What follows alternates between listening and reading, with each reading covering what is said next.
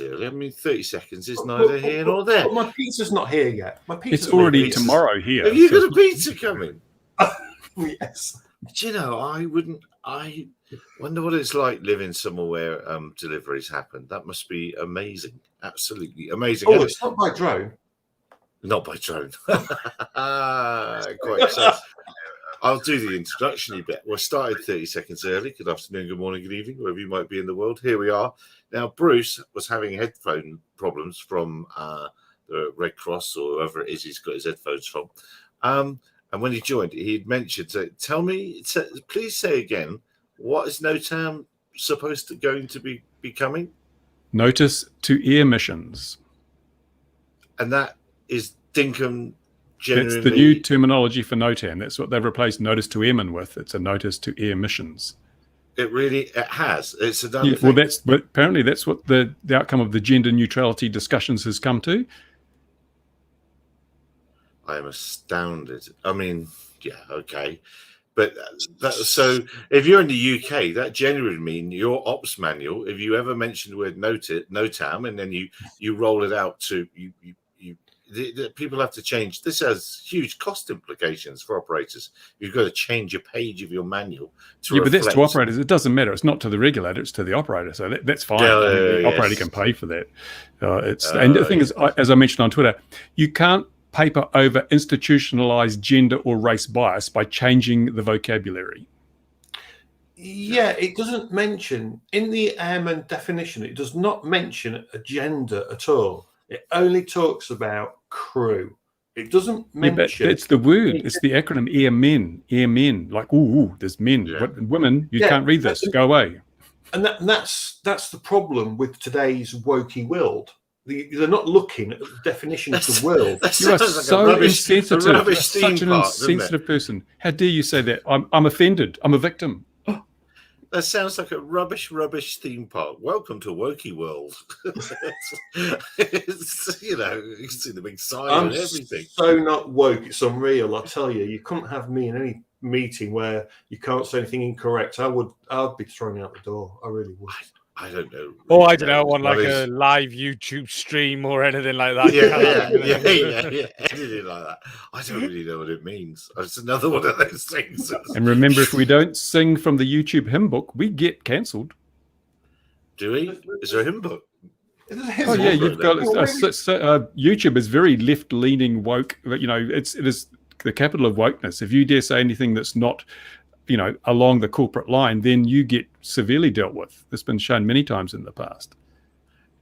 But in some ways, I get it, but in lots of other ways, so many meetings for things that, in the big scheme of things, don't matter too much as aircraft continue to hit each other, fall out of the sky, and do various other amazing things. Did we see that airliner that went up in flames? I can't remember which airport it was. The fire service took ages to get to this airliner whilst people were piling That's out. That's the next big thing. It is unmanned quadcopters with spray hoses for dealing with airliner crashes. Oh, patent it now, Gary. Patent it now while you still can.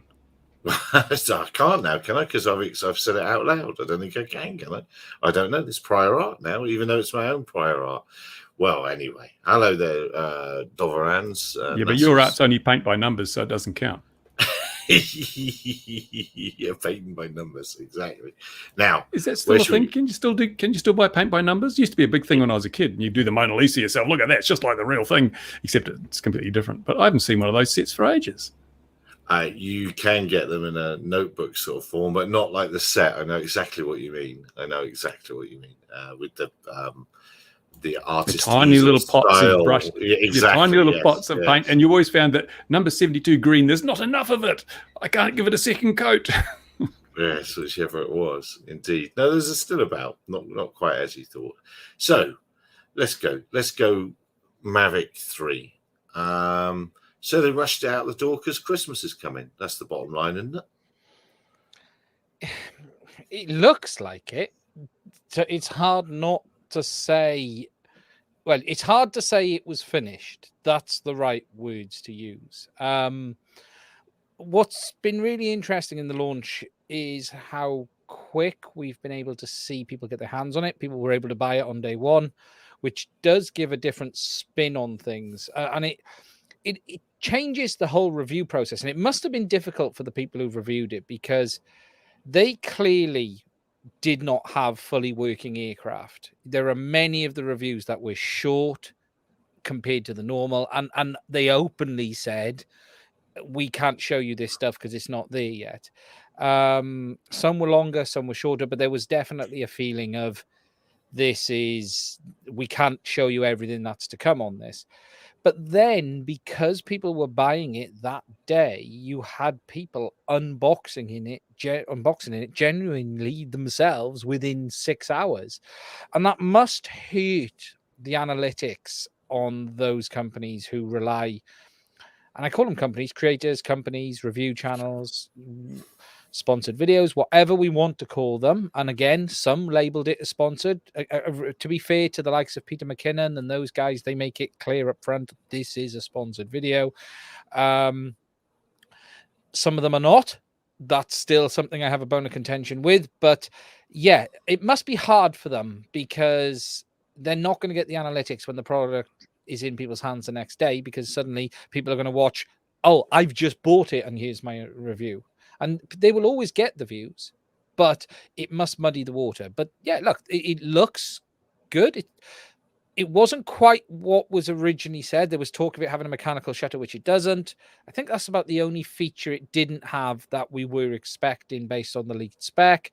Battery life, 40 minutes, 35 minutes realistically. That's what people are seeing. Camera looks very good. I still have reservations on the need to go to 4/3, and I explained that in a video that's gone live about 15 minutes ago, that look, it's not going to be 10 times better than this, which is the Mavic 2. You know, anyone who's moved up from a small sensor camera to a large sensor camera, like from this, which is the 4/3, so that's the sensor we have in the new Mavic 3. And if anyone who moves from that to like full frame on a stills camera, yes, it's nicer, but it's not at the same megapixel. It's not, oh my God, this is just so much better. You know, I recently upgraded most of my gear over to the S5 from Panasonic, which is full frame. And on a stills image, they're both 20 megapixel. They both look the same for the most part. Yes, there's benefits to full frame, but it's not night and day. And Bruce will attest to this. Bruce does all of his filming on a Panasonic camcorder that has a really small sensor, in fact, yet it still gives outstanding quality. So the size of the sensor in itself will not improve the image quality. I think in the Cine version, it looks spectacular. But I do wonder how much benefit there is in the standard model for most people. I would find it really hard to upgrade from this to the standard model. To the Cine, 100%. I get it. That ProRes looks unbelievable. I've seen some footage today that I downloaded that blew me away. It is amazing. But the standard model isn't going to look like that. And that's the problem here. And when the SDK is finally released, and you can finally do some automated mapping missions with it, but does that mean the Cine one's the one you'll go for? No, I think the problem is the camera is compromised. I still don't get why they did what they did. So you've got this telephoto, which is too zoomed in for most people, and you've got the wide, which is too wide. So it's equivalent 24 mil on the 4/3, which is too wide for most photographers using it for, say, weddings. You know, you're going to be 20 foot from the bride coming out the church to get a decent image, because it's still 20 megapixel. Yet the zoom doesn't have the quality people want. You can't record in ProRes. You can't record in RAW. It's heavily limited. So they've made a camera which, on the face of it, is very good for a flying drone and taking lovely images of landscapes and all of that stuff. But I do think it's going to be a compromise when it comes to real world money generating work for people. I don't think they've quite thought through the focal lengths on it for that. Yeah, I don't really understand. Well, I absolutely don't understand all of that stuff. The bottom line is, so if I want to go mapping, it's still the Phantom 4 Pro. it's quite wide, 24 mil. What was the Phantom 4 Pro? Do you know? I can't remember what the equivalent was. Let's have a look, shall we? I don't know, Michael, while we're here. So, but I mean, it doesn't sound like it's perfect for a commercial photographer, and it doesn't sound like depends it's what he's perfect. doing. Yeah, it depends what he's doing. You know, if he's just doing real estate, he'll probably love it. But not everyone's doing real estate, and I just think the wedding stuff's going to be a bit more difficult. It could probably do with going in a bit more. His pizza's arrived, I see. Yeah, that's the main thing. I think the interesting thing with the launch is it felt soft launch with hardware available. You know, it's not got any of the smart features we've come to expect. So no active track, no active track, no smart shots. So POI, all of that stuff we've had for years is missing and coming in a large future firmware update. They will deliver that. I don't think for one moment they won't. I think that will happen. But I do wonder how they ended up in this position, releasing a drone to the market where you had reviewers filming their reviews the day of the launch or the day before. And some of them have openly said that because they were waiting on firmware updates. I'm surprised it feels half-baked isn't fair because what it's doing well, but it doesn't feel fully ready yet. You know, it doesn't feel there yet. Well, that's getting out the door before Christmas and then improving it until Christmas, is it? They're not usually doing it to this level. To be fair, like in the past, we've had features not there, but I'm surprised this many is missing. Like I said, okay, pro users, there's no SDK, and that probably is a minimum of 6 months off. If we look at all of the other drones that haven't had SDKs, it is not something that happens overnight. There is a time frame involved in that. I'm guessing 6 months. Possibly. There's still no guarantee you'll ever get an SDK. They've not announced it, you know. ADS-BN? Yes, air sensor standard, on the model. It's got everything we've come to expect on a drone, but it's like the latest iPhone.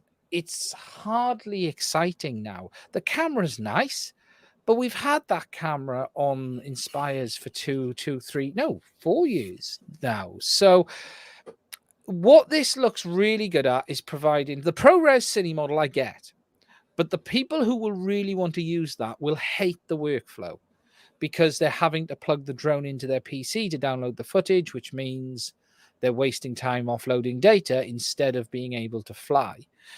Then again, you could argue those kind of people with that money will just buy 3 of them. Yeah. And they won't care. I see a lot of people pumping up $4,000 from Mavic 2s, and I'm just shocked at how many people are willing to pump that much money for a drone, which for the most part they're using for hobby purposes. You know, I'm surprised at that. There's nothing not to like. I think they've done it. There's some confusing elements.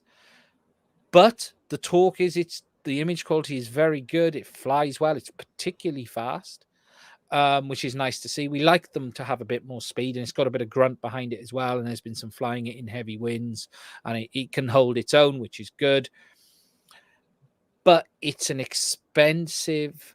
What is the point a Mavic becomes too expensive? I think we've just hit that point, if you get my meaning. There's a point where it's like saying, you know, there's a ceiling price for every kind of product, whether it be a Ford Fiesta or a pizza or anything. There's a point where you go, I'm not willing to pay that. Take a car. You're not going to spend $80,000 on a Ford Mondeo or a Cosworth even. You're going to go up to a Mercedes. And this is the problem. There's a point with a Mavic where it's still a Mavic. Yeah, it's still a Mavic. And that's the problem. I'd love to try it. I'm still waiting to try and get my hands on one. I do think it's probably the best drone on the market and will be for quite some time. I fundamentally think it'll be good, but the price is a big barrier. £170 a battery, $170 a battery. Yes, as people have pointed out, if you compare the price per flight time, it is better value than the current crops. If you price it per minute of flight, it's actually better value than the current crop of drones because you're getting longer. But again, it's a barrier to entry, and that's the problem, isn't it? A battery, it could be £300 a battery and give you an hour, but not everyone can afford £300 a battery. That's the problem, isn't it? We're going to see. I don't know, Bruce. You've been very quiet on this. And what have you thought? Or are you like me, meh? Yeah, camera drones. Who needs them? That's what I reckon. Yeah. But yeah, it is. I think DJI have cemented their position in the marketplace, and now they're turning up the taps and milking it for all it's worth. But you can't blame them for that. No. And I think others will. And I do think I'm not shocked at the price, if I'm honest. It hurts, but I do think we're going to see it from others as well. If you just look at graphics card pricing, if we look at computer component pricing, the drone industry has been shielded from this somewhat. So it is time that we felt the pain here as well. The big shock, there's been a lot of noise around the lack of support for the previous remote. It's not particularly un-DJI. They tend to do that. That's part of the course, but people spending $600 on something 6 months ago are saying, why can't I use it with the new drone? But that's DJI don't do backwards compatibility for the most part. So you can't really shout at them for something they've been doing for 4 years. They've been doing this forever. I think the real question we need to know is what sort of pizza did Mark get? Did he get the Zen pizza? Is it the Zen one, Mark? Did you get the Zen one? A woke pizza. Zen 3. Yeah, the Zen one. That's where you go in and say, make me one with everything. Oh God. Some upset smart controller owners, as Andy Mack said. Yeah, and there is. And I get it, but the smart controller has been out 2.5 years. There's a real simple rule with DJI. Once a product is 6 months old, it's end of life. That's it. They might sell it, they might support it, they might give you a firmware, but it's end of life at that point. That's it. Move on. Yeah, Michael, with a bit of the old history there. They did do exactly that. And then they priced the 3DR Solo out of the way, didn't they? Back in the day. Yeah. People have been thinking, what next? It was like from Autel are still struggling to get out these 2 new drones, and I'm looking forward to them, but that hasn't hit the market yet. Autel are not in the position to get new this. Yeah. Whatever happened to that guy that left DJI and start because he was upset at how much profit it was and he started his own drone company? Well, I mean, that must be knocking things around a bit, eh? What do you reckon? I'm waiting for the videos to start showing the Mavic 3 on that, because at the moment I think they're in the Mavic 1 or the Mavic Mini, so they're going to update the videos at some point. He's an optician now, because now it must have picked up that I've got glasses. Now he's going to sort my eyes out. There's a funny one in the UK. Bruce won't know this because he doesn't use Facebook about, but there's a company that does similar scam, that how you can save money on shops, and they use a Maplin's electronic receipt in their advert. And it's like Maplin's went under 5, 6, 7 years ago now. Yet they're showing you, we can help you save this, and you're going, the company hasn't existed for 7 years, yet you're still showing the purchase receipt. Well, then they can help you with that one, then, can't they? Because you can save a lot of money. You won't be able to buy anything there. Yeah, it's a weird release. I will say on the Mavic, it feels weird. It feels very. Even they seem to be quite mute on it. It's gone out. It's sold. I'm betting it's sold very well. You were only limited to 3, by the way. You could only order 3 of them per person. Okay, so there was a limit of that, even on the city model. So you could only spend $12,000. You weren't allowed to spend any more than that. But yeah, we're going to have to see. I'm going to try and... It's hard to get excited. It's like a new iPhone. I'm lucky that I got the new iPhone this year. That's the new one. And I'll be honest, I sat on the sofa 4 hours later because the camera, I'm not very happy with the camera on it. And I did sit there and think, why have I just spent 1,300 quid on a phone when I could have just changed the battery on my old? My battery was knackered and I was out. So, it's genuinely, you get to the stage of going, there is so little real world change now in this tech. Well, I think when we said last week, I'd quite like to see a timeline of our opinion of when we went from the Phantom series to the first Mavic. That was a bit of a leap. I could see that as being a bit of a leap. Yeah. And now it's just nudge. So here's the question. Look at what's happened to the second-hand market, because the Mavic 2 Pro now is the bargain machine. I bet that stops, though. Now people realise what's missing from the 3. I don't know. There are people falling over themselves to spend $4,000 on this new drone, and they are selling their used Mavic 2s with smart controllers. There was one in the US, one guy listed for $800. That was a $2,500 kit, and he had it up for $800, and that was genuine. That wasn't a scam. It was checked out. I did peruse eBay last night just to have a look. There was nothing particularly cheap on eBay yet, but you'll see it. There will be deals to be had on this drone right now. There really is, and there's probably no better time to pick up a good 1-inch sensor drone than this. But then again, you can get the Mavic Air 2S for $999, which is the same size sensor, and it's newer and it is better. It does look better. So yeah, the day of this.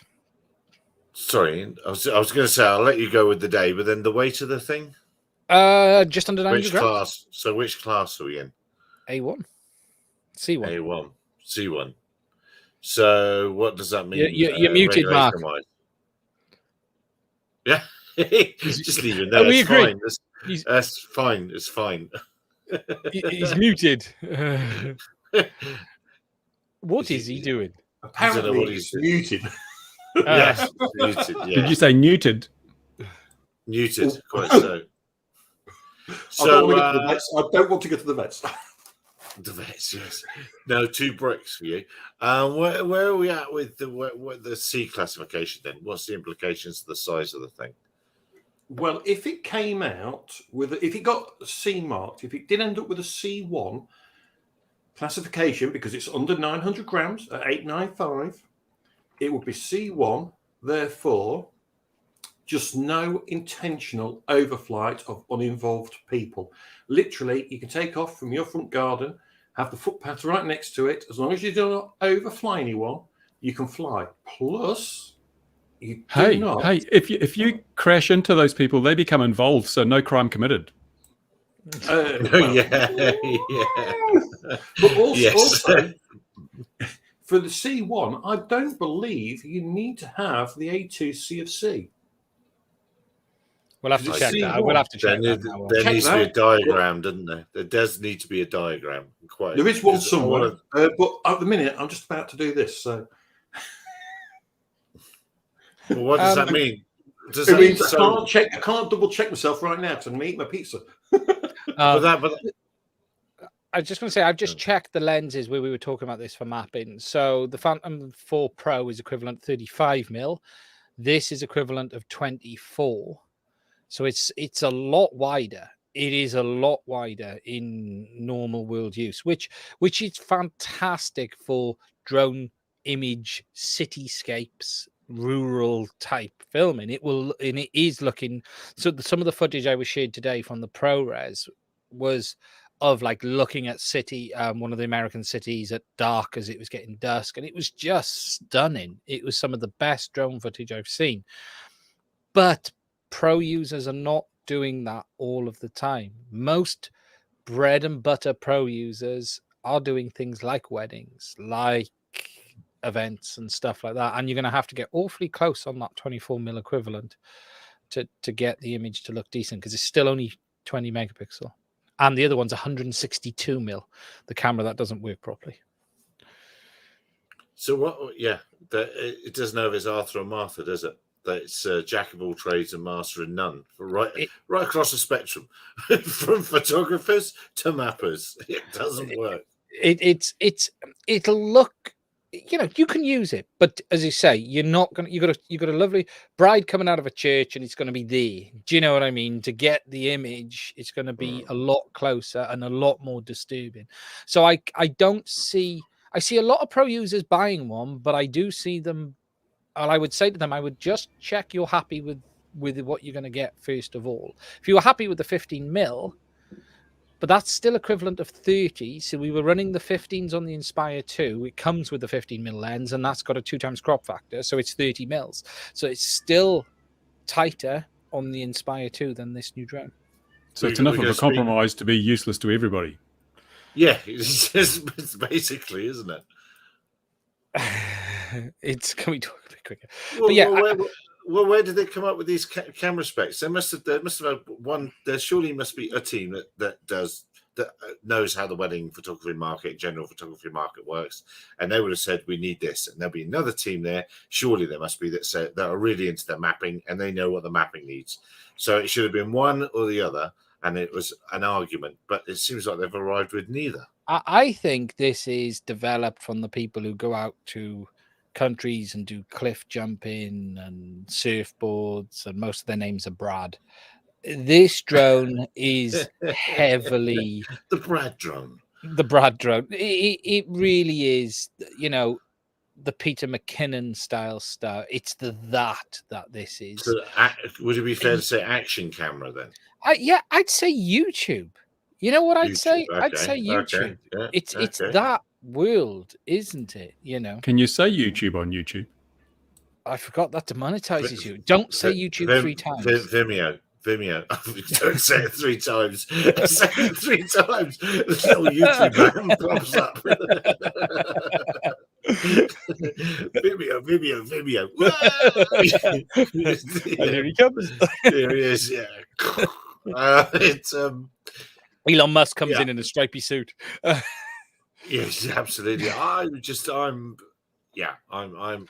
bewildered by it a little bit, and we'll find out, won't we? I'm sure you're right. It will sell. It'll sell in greater numbers than any other manufacturer in the world puts out. It'll outsell all the Americans, like Skydio. It'll outsell their year's worth of production. I suspect they did that on day one. I suspect they did that on hour one. If I'm honest, there were people drooling on the buy button to get this in their hands, and I hope everyone's happy with it. I think it will be a very, very good drone. There was always going to be a compromise going to this size sensor without interchangeable lenses, because now you're becoming restricted by the system. You've got this massive sensor compared to what we've had before, not compared to the Mavic 2, but compared to the other stuff. But you're now restricted by the lens system, and you know, it's not going to suit everyone now. You know, what concerns me is the effect this is going to have on the US national security. All these Chinese drones in the airspace looking at sensitive things, and there's no way they can stop them. It's what I know. Well, we all saw the power station story, and I think it was Pennsylvania. I want to say Pennsylvania, where they dragged a bit of cable across. Do you know what that was? That wasn't someone trying to blow up a substation. That was someone trying to rescue another drone. That's quite common. You have a piece of bendable wire on the bottom of a lead. So if you crash your drone where you can't get to it, you go down and it's a rescue drone. You scoop up the drone with the flexible hook that you've made and you carry it off. If you want to blow up a substation, now this is where we really get demonetized and cancelled, you don't use a piece of copper cable, because placing that is very difficult. If you want to blow up a substation, you get yourself a couple of 100 feet of carbon roving, and you chop it up, and then you drop it. As much lighter, you can carry much more of it. You drop it, it goes everywhere, and the whole thing goes kaboom. So I hear. No personal experience. Your mileage may vary. Windows style. Windows. So I really don't think that was an attempt to blow up a substation. No, I suspect but of course, the media. Landed a drone in there, isn't they? A Mavic's gone down, or there's something landed there, or something, isn't it? And someone wants to get it back. Well, freestylers often do that. They took the internal SD card out of it, and they chopped the cable on the camera. So the camera was disabled, and then how would you see where you were going? They were doing it visually. Why not just throw the wire over the fence? Wasn't that far from the outside? Well, unless it's what's left of a broken drone or something, you know. Unless it's what's left of his broken drone, his other one, he's got nothing really left apart from this old one where the camera's broke and the SD card's been removed. But I'll use that to get my other one back. But speaking of how terrible drones are for this sort of thing, what about that thing in Iran where they tried to blow, or was Iraq where they tried to blow that guy up? I'm thinking, my goodness, what a feeble attempt that was. And it proves again that drones are not the threat we're being told they are. Yeah. Well done. Thank you very mumuch for dragging us down that hole. And yes, goodbye, everybody. This is our last. No, I agree. As horrible as it is to say, I did think of that one as well. Well, that was the half-assed, and that is equivalent to the Gatwick thing as well, I suppose, as well. If at the end of the day, if you're really going to do it, you do a job, you're going to do a job, and you'll get it done. If you're a professional, you'll get it done, people aren't. You know, Bruce, you know, and I know, you'd use Crossfire, you'd use 1.3 gigahertz, and you'd be 5 miles away. And there you go. In it. And I'd just use a trebuchet. I mean, goodness me. Actually, Well, look what the IRA did. Let's get right into it. The IRA back in the thing, they just had rocket launchers in the back of transit vans where they just peeled the roof back and boom, boom, boom, and then they were gone. I mean, that's a simple way to do it. Yeah, well, that's sort of what you do at a power station if you really want to do, wouldn't you? You could haul a load of cables over it if that was your chosen. You could drag big cables over. Yeah, but that's what the Americans used in the Iraq War. Apparently, they used carbon roving to disable substations. They dropped them from their little missiles, and boom, that just takes them out completely because everything gets shorted, and you can carry so much for the weight that copper is just too heavy for the amount of damage it causes. Doveran saying, "Can the Mavic not do waypoint missions?" I don't think it can yet. Can it? You're also on mute. Yeah, sorry, Mavic 3. No. They haven't had that functionality in the Fly app, and there's no smart shots on it. I don't think you've got any of that in the Mavic 3 as it stands today. I could be wrong. I need to double check what smart shots are missing. See if I can find out, but I don't believe you can. You certainly can't do third party. Yeah. Drone Deploy are very, very quick to put that out because they don't normally do that. They normally say it's coming soon to Drone Deploy, but putting out a little message saying, we don't know when it's coming. That's what I thought was interesting. So it doesn't have POI either, point of incineration. No POI. No, they stopped that after the M200. That was it's. Yeah, I suspect they must have had a lot of questions on their website very quickly. I mean, surely a little bit of it will be to do with the silicon and getting hold of the silicon. So they probably really didn't know what. Maybe they didn't know what they were actually building as they were building it. I'm not putting that very well because they weren't sure what they could buy. There's whispers that, and I don't know how true this is yet. So this isn't whatever the word is. It's not fact. It's fiction. There is talk of this aircraft being a lot of their own silicon. Now, they have done their own in the past. We have the P1 in the FPV system, but they have still heavily relied on both European, US, and Chinese manufacturers for various parts. And actually, if you take the Mavic A2S, a large part of that drone is made from US-based components. Now, it is fair to think that the entities list issue that they do face has caused them to have to reevaluate what components they use and maybe go down the road of spinning their own silicon for a lot of this. And if they have, that could explain why they're so far behind if they're having to rebuild on a new platform from scratch. And that could be. And look, if that is the case, this could be the same thing that happened to them with the cameras. You know, if we look back, a real stepping point for DJI was GoPro giving them the heave ho, saying we don't want to work with you. Yes. Yeah. And DJI went, that's fine. We'll make our own cameras. And they were terrible. The first ones were really bad for 2 years. And then 2 years, they were almost as good. And then look where we are today. So the one thing they have proved time and time again is they are capable of re-engineering themselves for the better. And they've done it more than once. And they did it with the silicon as well for the radio chipsets. They were using FPGAs, then they were using some by Lattice. And in the end, they respun their own one, which didn't work very well. And now look where they're at today. They have basically the best long-range RF wireless systems you will see on the market. They are some of the best that's available. Well, once they get Taiwan back again, this problem will be over. We're all in trouble.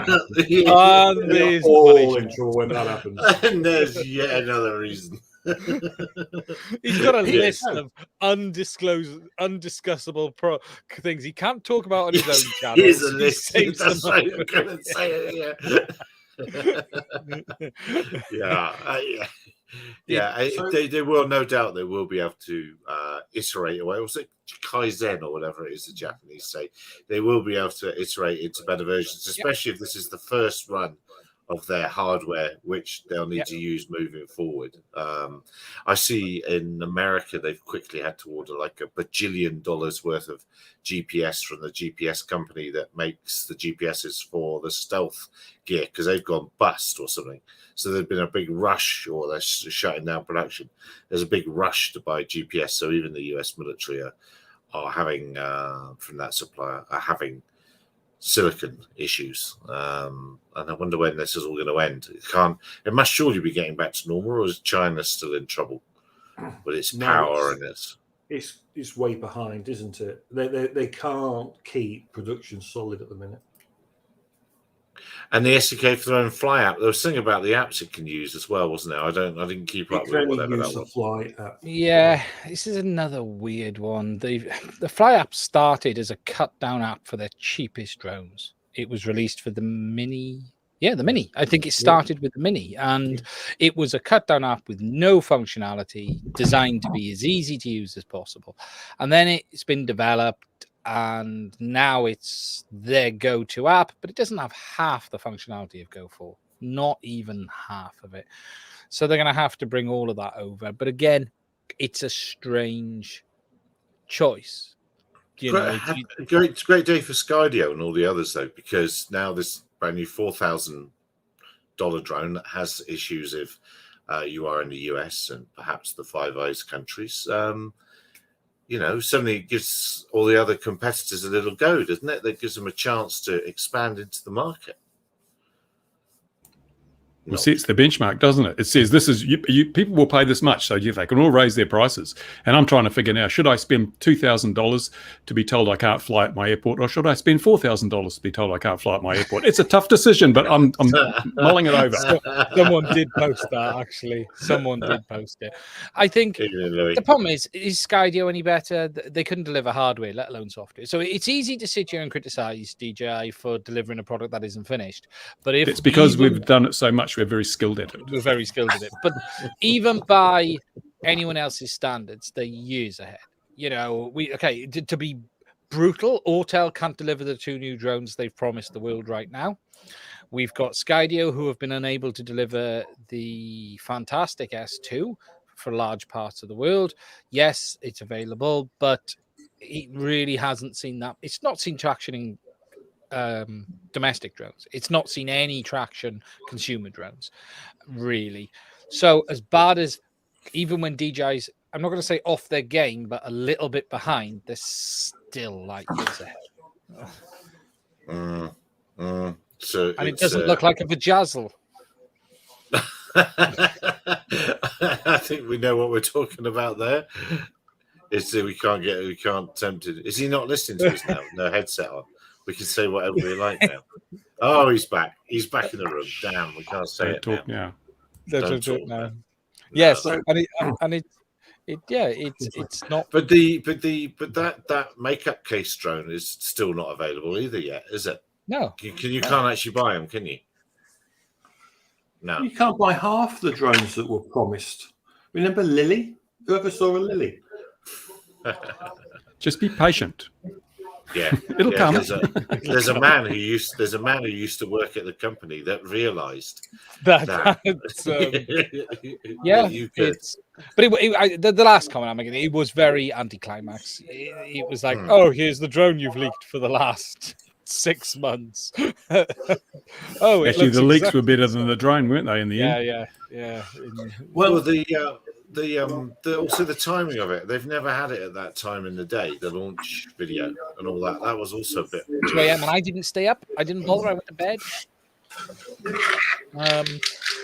I didn't bother watching it.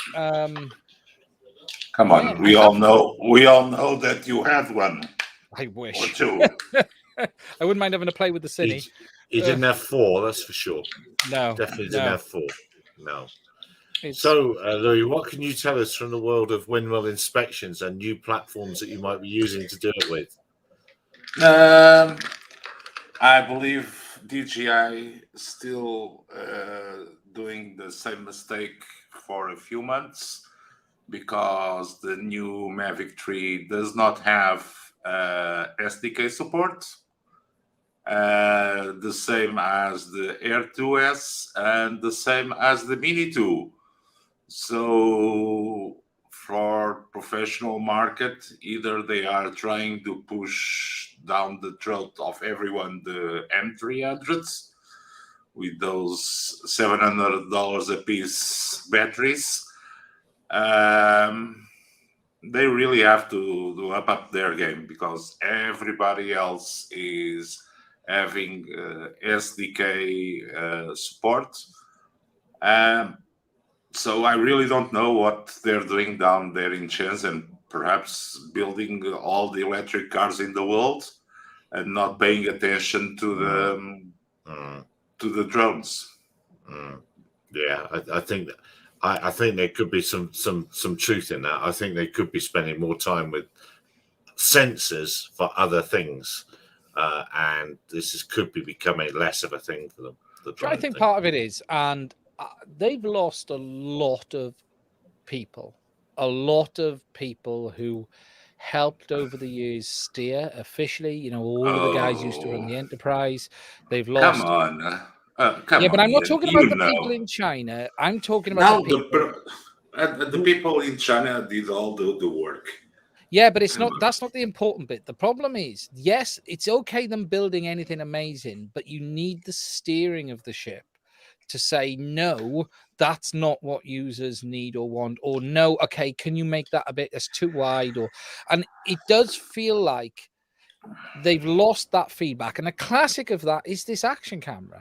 They've made an action camera that is like a bar of soap to hold, right? All it wants to do is slide out of your hands and land on the floor. You can't put it down on anything. It wants to fall off. If you want shower footage from Ian's camera, go to his OnlyFans channel. I'll show you where it ended. I'll show you where it ended up. So hey, look. Are those hand warmers for winter? That's my question. No. It's an action camera. Yeah. Come on. Yeah, but it's covered in rubber. At least that thing has got a durable rubber outside, and it's not made of slippery aluminium. Yes, but Ian, yours is for heating your hands in the winter months. Mine ended up in mud. I drove it into the mud at the beach the other day. Mud on the beach. It's aluminium. It literally is. You've got the UK model. The American one's aluminum. Oh God! Hold on, Ian. Who thought this would be a good idea? It's a great form factor, but when the battery lasts for 20 minutes. What's he got now? What has he got there? You see, he can even turn the screens around on his. You can't use yours on a drone, though, Louis. It causes it to crash. No. Oh, I can't put the screens the same way. Mine's restrictive in that. I can only put them back to back. Oh. See, look, it's got magnets and it won't let me. Look, no. So what's the one that Louis got there? Is that the 360? That's the 360, isn't it? Yeah. Oh, look at this. Yeah. Wait, does yours do this? Ready? Does yours do this? Ready? What? No, it does this. You got a connector on yours, though, haven't you? Yeah, this hasn't got a connector. This is just flat pins. So I could have kind of. By the way, hold on, Gary. And it also does this that yours doesn't. Hang on a minute. Oops. No, the paint has dried. The paint has dried on something I've got in the back here. It's just like I must be getting so old. All of this action camera stuff just doesn't. It's like, man. So what? It does have some cool features. I'll be honest. There is one cool feature on this, which is the Horizon Steady. And I used it the other day. The Horizon Steady, it keeps the image completely straight, even if you rotate the camera. So it's a software gimbal. Old news here. Come on, Ian. It's old news here. Has that got it as well, is it? Yeah, for a very long time. It does. So you can rotate it 360. And you can rotate it 360 and it keeps on the same. Yeah. Yeah, it's very good. It makes a difference. But yeah. So Charles, they must be keeping making the same mistakes if we keep having to point them out the same things. That must be what it is. Well, yes. If we're saying it's half baked, not finished, and not sure who they're listening to, then yes. But it is nonetheless. It would have already, as you say, within the first hour, that Mavic 3 would have outsold everybody else. Oh, by a long way in the first hour. Just extraordinary. But yeah, who are they pitching it for? Right, we better talk about something else. What else should we talk about? What else have we seen this week? Oh yeah, that's it. No, there has been some interesting stuff. On this one, it's a very short story, but I did cover it as well. The multi-GP drone racing was won by a HD system. First time it's ever happened. So HD0 have been sponsoring that, and the pilot won it. And I watched it live. I stayed up till 2:30 a.m. to watch it. I was actually enjoying it. It was really interesting to watch. You're the viewer. That's you. You no, are the there viewer. was a few. There was, and I will say, it is incredible how fast these boys fly. It is thing, but it is proof that digital is getting closer. And it's not so much the pilot. The major difference was for the spectators. How it behaved for the spectators was night and day. Well, both of them. Both of them. It was the other one. Yeah. It's had very good views. It has had very good views. But it is interesting to see that you're starting to see adoption of digital systems in those. But speaking of spectators at drone races, do we see that thing that crashed at that air show? They've got two of them and they're racing them now. How about that? The airspeed or whatever it was. That's brilliant. Oh, but there was no one in them. How boring is that? We can have twice the amount of accidents. Yeah, I seem to have not bothered to put that in. I saw that happened, but that was. And I see D-Drone got some coverage last week too. They did something. I don't know. They've signed a contract with somebody or other important, and I'm thinking D-Drone. Oh yeah, I like D-Drone. They're great. When are they coming on the show? They're not. I certainly don't get their adverts anymore. Do you get them continuously over your videos? They seem to have pulled back I from don't. that. Oh, they don't need to now. They're so successful. Yes, yeah. Well, our trouble is somebody from their company left and realised that they could talk about HD0, not Sharkbite. Yeah, that I've started noticing that as well. That's because they're going to be licensing the technology to other players, so that Sharkbite is just a provider of HD0 now. Yeah. And frankly, I'm refusing to use the Sharkbite name because they're not really doing anything. They're not. They released the goggles without any info, without any talk to the community. So, Fat Shark, frankly, don't deserve the marketing if they're not going to step up and get involved more than they've been completely silent. And Carl from HD0 has decided now to run with it himself, and he's learning, he's doing some stuff, and it's hard not to like what he's doing. Okay, I still have concerns of one replacement for analog. It's still proprietary, it's still closed source. I don't forget that. But what he is doing is listening to the community and building what they want. And that's a good thing. What I'm hoping is that some of these licensees will actually redo the RF section so it's got better RF performance, and then we can see some differentiation between the different offerings. And there may not be compatibility between them, but it does mean the underlying core technology is allowing them to make those improvements, and then we can get some really impressive systems in terms of RF performance of people, because Carl himself admitted he's not a systems designer, and that's the weakest part of the whole thing. He's an ASIC guy. He made the ASIC. He worked for Analog Devices, and and this is the funny thing, they're up to their 4th revision of board now, and they've gone from one that barely turned on and worked to now they're solid. We're a year down the line. They had a lot of criticism for the problems, but if you actually listen to him and what his goal is to make a chipset that anyone can use. He doesn't want to make the gear. He doesn't want to make the hardware. His goal is to make the chipsets, but he's had to get involved to get people on board. And I think he thought Fat Shark would do that. And it almost feels like they've been let down by Fat Shark. There's no other way to look at it than that. And they've had to take on the marketing. They've taken on the design. They've taken on everything themselves now. But they want other players to get involved. And it's only going to take someone like TBS to TBS is, people have pushed TBS to get involved in this. and it would be interesting if they did. Well, Orca is still saying they're producing an HD version of Yeah. their system sometime next year. I don't know whether that'll be based on HD0 or not. They've kept that very close to themselves.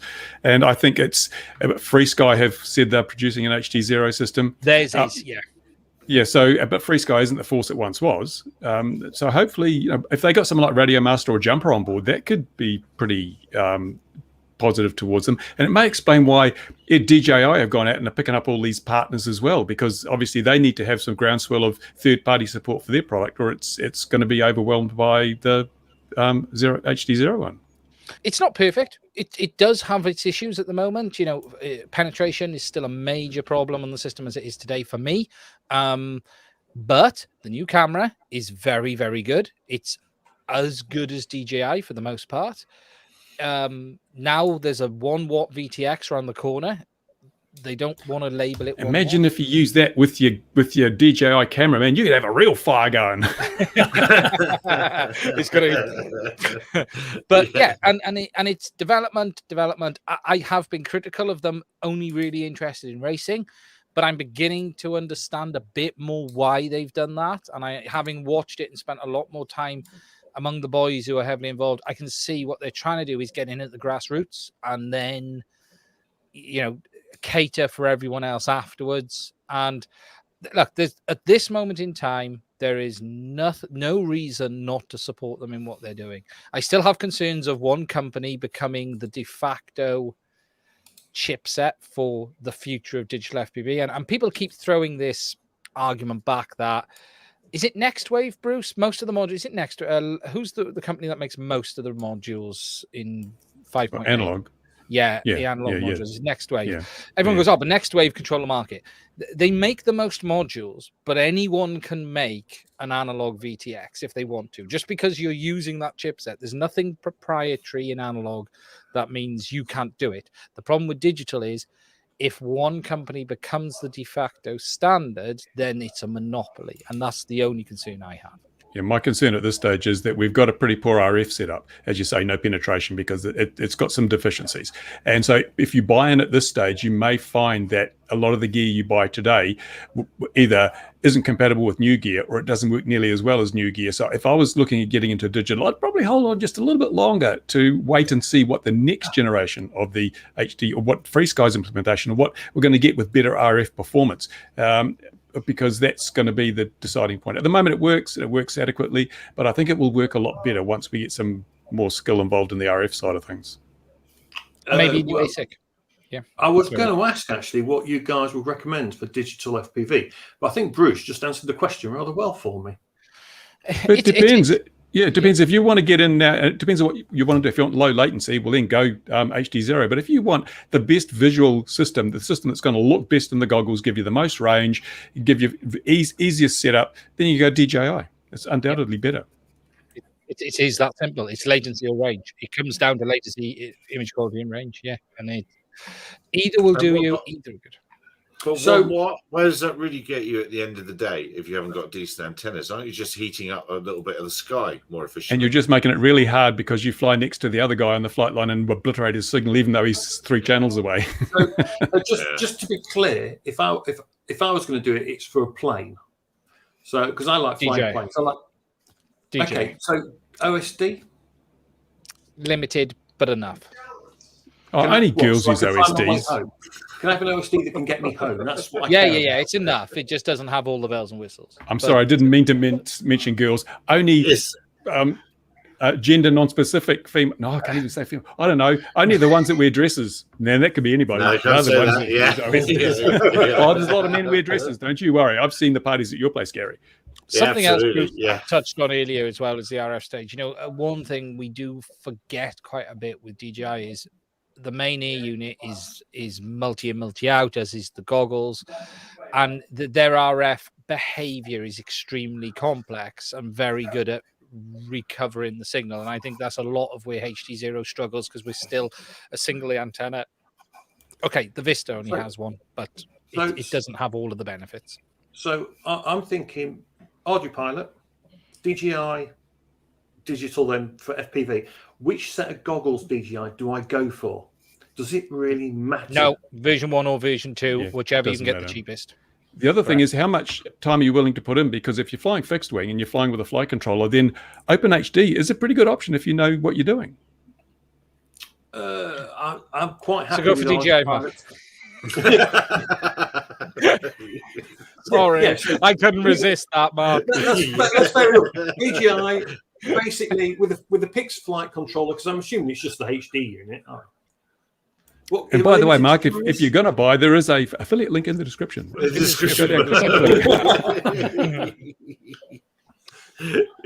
it's It'll be the only income Gary gets today. It'll be the only income you get today, Gary. I mean, I've got some fixed wings planes knocking around, and either I stick an analog in it, and I know what range I can get out of that, or I can just stick into the 500 meters. I want to be able to fly 1 kilometer, so I'm sat in the middle. I can go 500 meters one way, 500 the other. All that. You can go 6 kilometers with DJI within that 500-meter bubble. It'll be fine. Thank you. Well, you're just going in units of 500 meters. You didn't say which 500 meters you're using. It actually depends upon your spotter. You can actually go beyond 500 meters now, don't you? Because it's visual line of sight. So if I'm flying a 2-meter plane, I know it's visible out to 1.5K. I did laugh. I did see a guy who was talking about that, and he put a set of those goggly eyes on the outside of his goggles, and he's like, "Yeah, I could." He said, "These my spotter." Thank you very much. It's interesting though, because this whole visual line of sight thing is quite complex. Because some people, I've heard some, even within the realm of regulators, say as long as you can see the area in which the craft is operating and you could see a threat into that area, there's no need to actually be able to see the drone itself. So if you could see like a manned aircraft coming into the area where you know the drone's operating, you'd still give the same warning to the FPV pilot as if you could see the drone. I still don't understand. Sorry, Mark, carry on. Well, what's interesting is the YASA rules actually have an exemption for that, and I think now Louis might have read it, but I think it's 10 kilometers in rural or areas that are not congested, and you can fly the 10K if you've got the correct permission in place. Now I could be wrong. But that's interesting. But yeah, I do think it should be, because the UK say it's visual line of sight. You've got to be able to see the aircraft take avoiding action. But I do think it should be, if you can see the airspace the aircraft is in, then take avoiding action to avoid said other aircraft. Then that should be how it is. But then the regulator's got a problem, because all of a sudden people will be doing 5K, 10K quite happily. Come on, you guys are so limited on our views. Why not flying on the other side of the world? Well, yes, if Bruce had a white drone, we could be flying and seeing his output via 4G. This is it. I know people forgot to mention, actually. But I would die of embarrassment from all the Goldie Bling stuff. I wouldn't do that. Yeah. Something I forgot to mention on the DJI was the fact that they were saying it is 5G compatible or 4G compatible with a dongle, yet that was very quickly pulled from the US because it won't comply. Well, it won't and the dongle the dongle is on the controller, not on the. No, it's on the aircraft. No, it's on the aircraft. It's on the aircraft. Oh, there's a dongle on the top. Yeah, it's on the aircraft. I had to just finish it. So what's hilarious? Right, so I had one. I had a system just like that, and this was the system I flew it on. Yeah, it's a dongle just like Parrot had in 2012. I want to say. That's exactly. Same. What's really interesting though? So if you're going to put a dongle for 4G connectivity onto a drone, they say if it's not certified for air use, you can't use it. In the UK. There you go. Job done. Job done. Dead easy. Yeah, I mean that was just a knee-jerk reaction to the handbag drone. Yeah. But what's really interesting then in the UK, so this Ofcom have said all telephone boxes where there's no like mobile signal or really weak in certain areas. No, what they're saying is that they're going to keep those telephone boxes. They can't be removed because there's no mobile signal. So everyone that bangs on about using, telephone network in the UK for remote ID or electronic conspicuouscy or anything else, I don't think they fully understand the problem that they've got. Well, the dongle, Michael, dongle with a SIM, Dongle with a SIM. But yes, of course, Ofcom or a regulator is going to say you can't use that to fly, because what if it falls out? You're no longer, you can't have a thing that's plugged in like what they were 10 years ago, DJI, like that. You can't. It's not. It's got to be built in. It just doesn't count. It doesn't count. Can't you just tape it to the side so it doesn't fall off? That's what I do with my receivers. No, I always just leave them loose, because you get better airflow around them if they're just slapping around. Nail gun if you're in a hurry. Yeah. Nail gun if you're in a hurry. Exactly. Yes. Yeah. Good. Rat race FPV. Can you really be certain that the area is clear? Can't see the drone. Yeah. No, I don't think you can. No, the thing is, I know that manned aircraft won't be flying below 500 feet because that'd be a breach of the rules. So I'm quite confident flying below 400 feet. Around here it is. Right. So in the UK, the 500-foot rule, it's not actually about height. It's actually about separation. So it doesn't matter if it's horizontal or in altitude. You have to be 500 feet from uninvolved people, and vehicles. So technically, in the countryside, you can quite often find planes, microlights, and more actually below 500 feet. Bizarre. You think they would change that rule, given that the risk profile of the sub 500-foot airspace has changed dramatically in the era of the drone? If they're really about safety, instead of saying you can't fly your drone here, you can't fly your drone there, you've got to stick this on it, why don't they say, manned aircraft, it's time for you to get a bit higher because it's not safe for you to fly down low? But they won't do that. Why won't they do that? Isn't it in Scotland? Isn't it in Scotland there are some mountains that RAF pilots used to fly on the canyons? Oh yeah, in Wales. In Wales, they have Mac Loop, and I was flying near that about a month and a bit ago. Oh my god, yeah. So Mac Loop, it's great place to slope saw. Looks like a fantastic place to slope saw. Those shockwaves would give you a few extra feet as as the jets went under. Yeah. Oh, it'd be beautiful for slope soaring. It's fantastic. Well, there's quite a bit of Wales and Scotland. You are actually cleared down to 75 feet in the RAF. You can legally fly at 75 feet without any. So yeah, but you should see the flow arrows on your charts and pull up a sandbag. I may or may not remember driving an R22 and having to pull up over some washing lines once. But anyway, that's another story. So low flying is good fun. It's really good fun.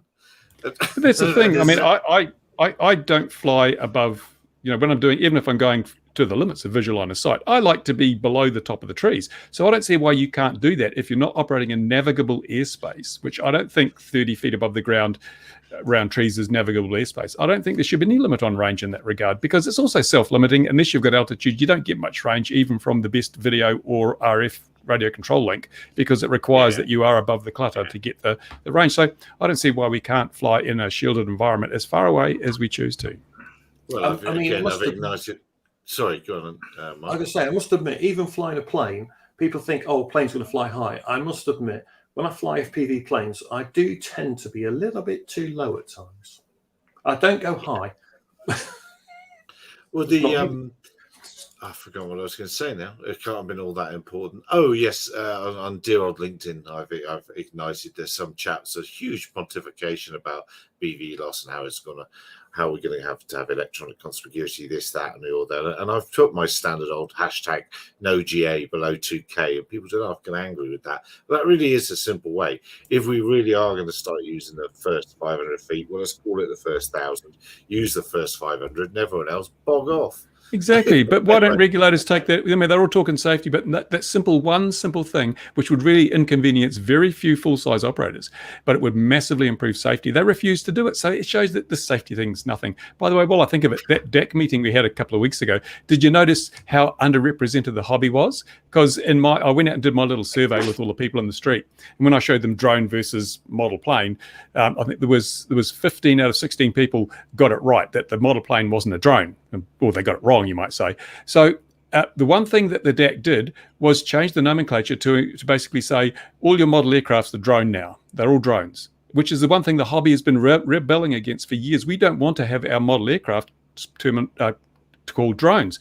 But the DAC said, yeah, that's what we're going to do. It's all going to be drones now. So the hobby had the one thing that it could have really made a difference. It had zero representation. It just sailed through. Now it's all drones. So the whole illusion that the hobby has any input into the DAC or the formation of regulation in the USA is just a dream. It's not happening. We've lost all representation. Well, the DAC's just they're just looking for something to do. They've got nothing to do, and even when they do something, it doesn't get invoked. So it's a point. The DAC is so pointless. It's more pointless than a pointlessly thing. Rat Race saying flying high is dull. Leave it to the F-15s. Exactly. Absolutely. And Mikkel also piloted 4G or 5G is lost. Yeah, absolutely. I hear that's what the autopilot's for, but the regulator's not going to be happy with that.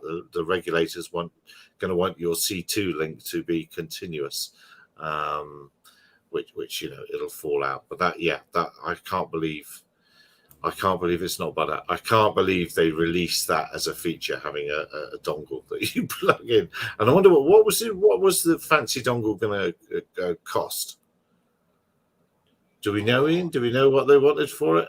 No, there was no pricing announced. No, nothing's been announced. It would have been one on the air side and one on the ground side as well with the new smart controller. Well, the RC Controller Pro. The thing we didn't mention is just how much that thing is, over $1,000. For a remote controller, that won't work on the next generation of drone because the last one didn't. But yeah, it was a lot of money. So I was going to say earlier, we were talking about flying in visual line of sight and all that. I still don't understand, why don't FPV goggle manufacturers put a camera on the outside? Having spent a huge amount of time. Skyzone did. Skyzone have got. Yeah, they got a camera. I suggested it and they put it in. Hey, how about that? That's good. Listen to the customer feedback. Having spent a lot of time flying FPV the last couple of weeks and months, and I always have a spotter with me, but sometimes she wanders off like 10, 20, 30 foot away from me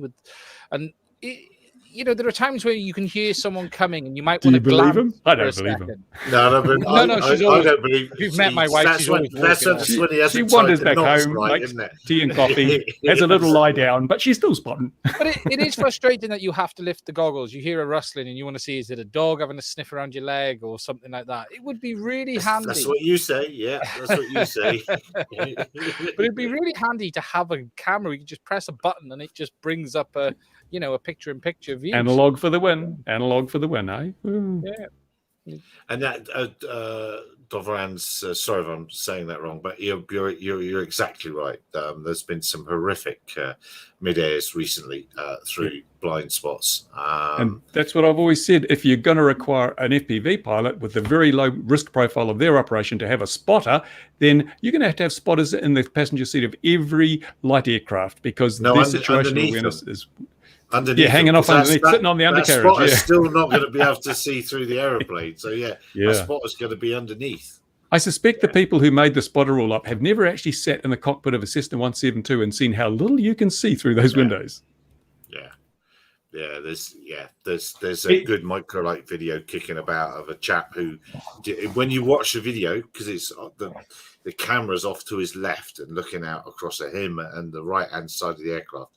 So as the bystander, you're looking towards where the aircraft that is coming, and even then, with that sort of added always looking that way view, you don't spot it till really quite late. And if you were driving and looking either straight forward or just that way, there was nearly a very close coming together, or very close to having it coming together. But on the plus side, we've solved the jetpack problem, that jetpack pilot. And did we not say it's not a jetpack, it's probably a balloon or something? Oh no, it couldn't be. It's got to be credible witnesses in the cockpits of these aircraft, and it just shows you can actually film something like that if you decide to take a photo. All these other unevidenced accounts, I think we must dismiss them with the lack of credibility they have. Well, I don't know where to start talking about that, because that is so ridiculous. If you didn't see it, it was a Halloween thing, was it? It was some character from a movie, wasn't it? In balloon form. So how does that be a jetpack? That must have been stopped in the sky. So what's really funny is how long it took them to say it was a balloon. That's the problem, is the people that are so-called experts were taking their time. It's a shame you can't find the image, Gary. Just because you're not prepared.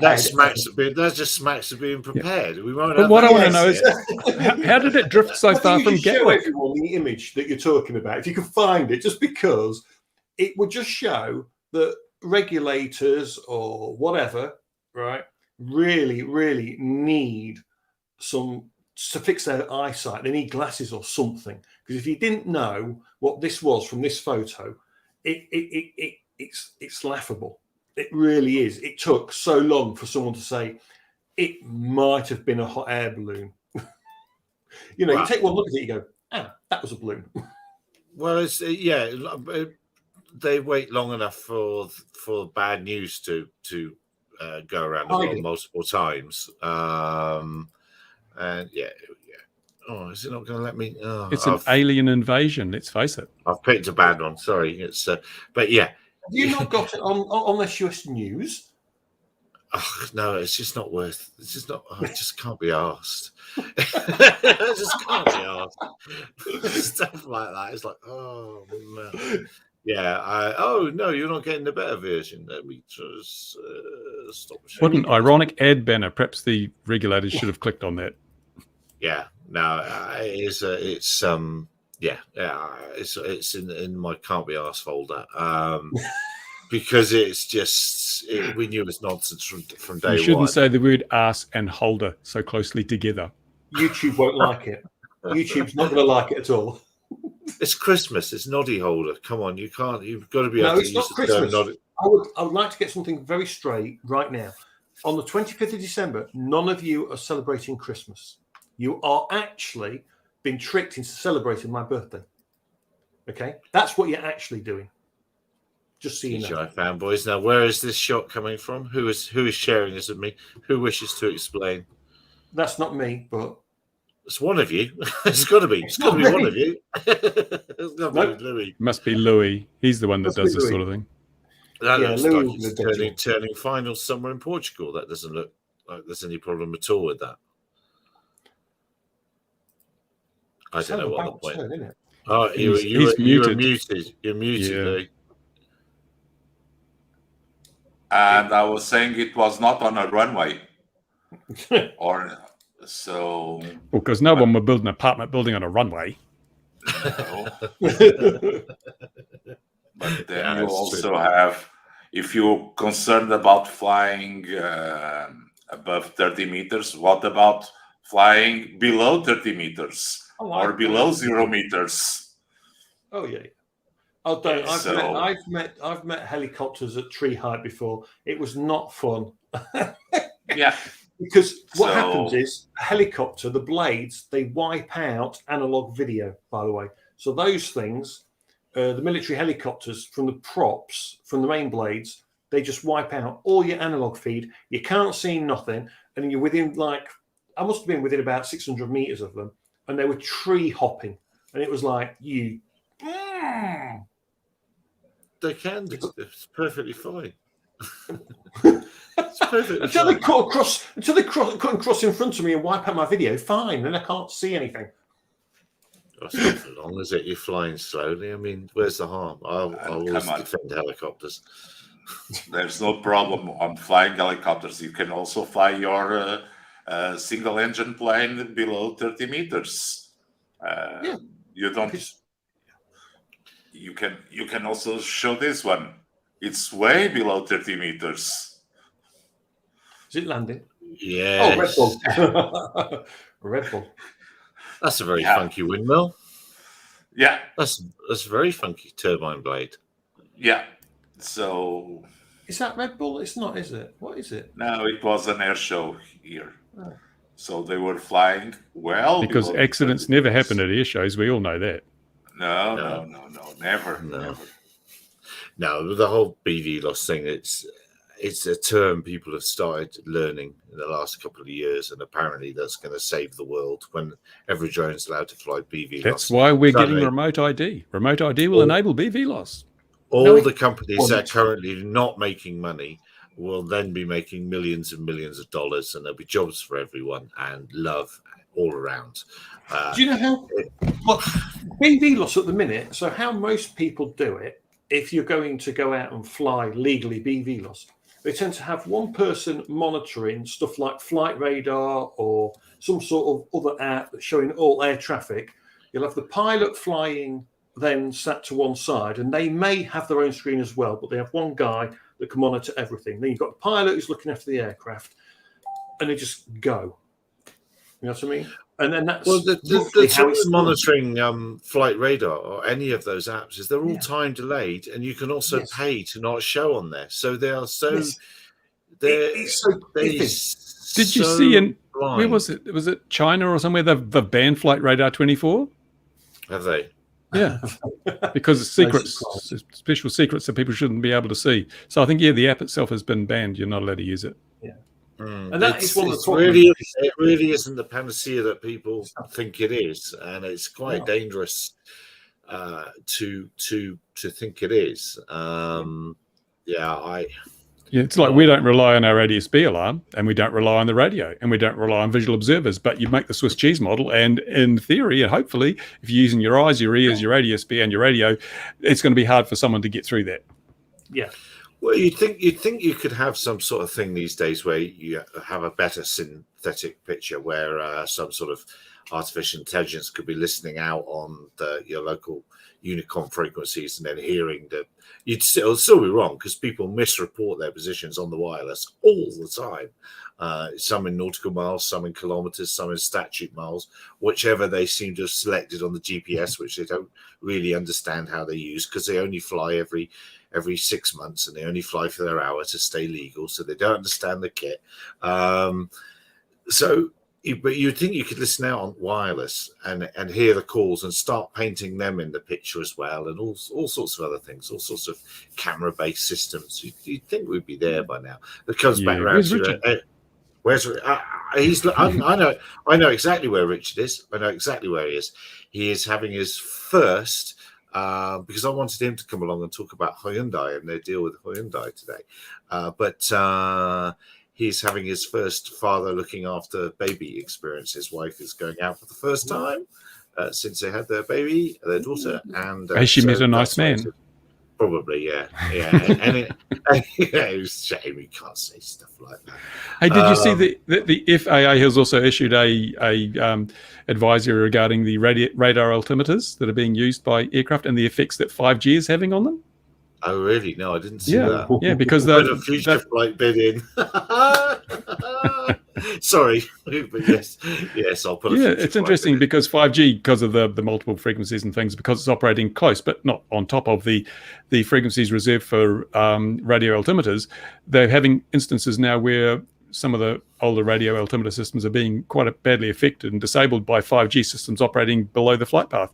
And it's because the old systems are pretty crappy. They're not very selective. But it is a problem. They're now having to look at recertifying all the things once they comply with the necessary freedom from interference. So what frequency are I think they're radar altimeters on? 3 gigs or something. I'm not sure, 3 or 4 gigs, something like that. But 5G's within normal bands, isn't it? There's not a special band. 5G's all over the place. There's so many allocations for 5G. It's not just one band. It's like all over the place, right from UHF or VHF right up to SHF. Wow, that's quite an unintended consequence, isn't it? Of us interfering with radar altimeters. That is amazing. That'll have...